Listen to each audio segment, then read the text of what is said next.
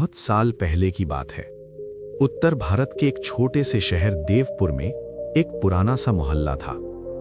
इसी मोहल्ले में रहता था अमन, 20 साल का, सीधा साधा लेकिन सपनों से भरा हुआ लड़का।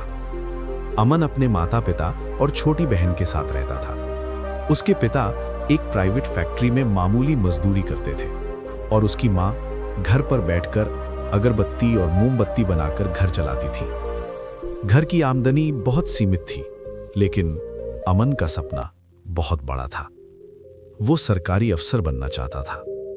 लेकिन अमन के लिए पढ़ाई कोई आसान रास्ता नहीं थी, बल्कि हर दिन खुद से लड़ने की एक जंग थी। सुबह तड़के अमन अखबार बांटता, फिर कॉलेज जाता, दोपहर में बच्चों को ट्यूशन पढ़ाता और रात को माँ के साथ अगरबत्तियां और मोमबत्तियां सुखाने में मदद करता। जब पूरा घर सो जाता, तब अमन थकी आंखों और भारी शरीर के साथ अपनी किताबें खोलता। कभी कभी उसकी आंखें खुद ब खुद बंद होने लगती, लेकिन वो खुद से कहता, आज नहीं पढ़ा तो कल सपना और दूर हो जाएगा। लेकिन जिंदगी को अभी और इम्तिहान लेने थे।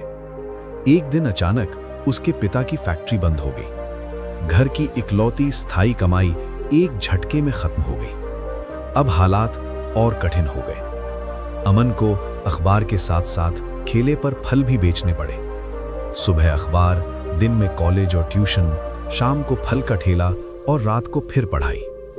दिन छोटे पड़ने लगे और जिम्मेदारियां बहुत बड़ी हो गईं। एक शाम उसका दोस्त रोहन बोला, अमन, अब छोड़ दे ये सपना। इतनी जिम्मेदारी के साथ कौन पढ़ाई करता है? अमन कुछ नहीं बोला, लेकिन उस रात वो अंदर से पूरी तरह टूट चुका था। अगली सुबह वो बिना किसी से कुछ कहे शहर के पास वाले पहाड़ी मंदिर की ओर पैदल चल पड़ा। मंदिर के पीछे एक वृद्ध संत अकेले बैठे थे। झुकी कमर, शांत चेहरा और आंखों में गहरी शांति। अमन उनके पास बैठा और अचानक फूट फूट कर रोने लगा। बाबा, मैं बहुत थक गया हूं। जितनी मेहनत करता हूं, हालात उतने ही बुरे हो जाते हैं। संत हल्के से मुस्कुराए और बोले, बेटा, एक काम करोगे मेरे लिए? अमन ने आंसू पोंछते हुए कहा, हाँ बाबा। संत बोले, इस पहाड़ी पर जो पुराना नीम का पेड़ है, उस पर एक कौवा घोंसला बना रहा है। तुम अगले 10 दिनों तक हर दिन जाकर उसका घोंसला तोड़ देना। अमन चौंक गया, लेकिन उसने कोई सवाल नहीं किया। पहले दिन कौवा सूखी टहनियां जोड़ रहा था। अमन ने घोंसला गिरा दिया। दूसरे दिन कौवा फिर आया और फिर से घोंसला बनाने लगा। हर दिन यही होता रहा और हर दिन अमन के दिल में अजीब सी ग्लानि बढ़ती गई। 10वें दिन अमन का हाथ अचानक रुक गया। वो बिना घोंसला तोड़े सीधे संत के पास लौटा और बोला, बाबा, मैं समझ नहीं पाया। मैं रोज उसका घर तोड़ता रहा और वो रोज फिर से बनाता रहा। इसका मतलब क्या है?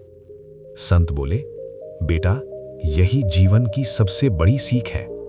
लगातार मेहनत सिर्फ काम करना नहीं होती, बल्कि हर हार के बाद फिर से शुरू करना होती है।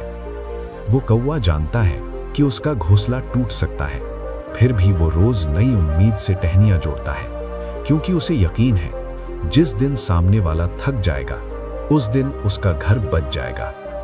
दुनिया भी ऐसे ही तेरे सपनों को बार बार गिराएगी, लेकिन अगर तू कौवे की तरह हर दिन फिर से खड़ा होगा, तो एक दिन तेरे सपनों का घर भी मजबूती से खड़ा होगा।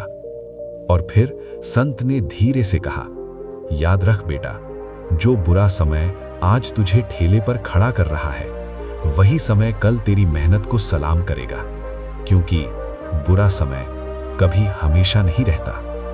उस दिन अमन की जिंदगी नहीं बदली, लेकिन अमन का नजरिया जरूर बदल गया। अब वो थकता था, लेकिन रुकता नहीं था, और यही हर बड़े सपने की शुरुआत होती है।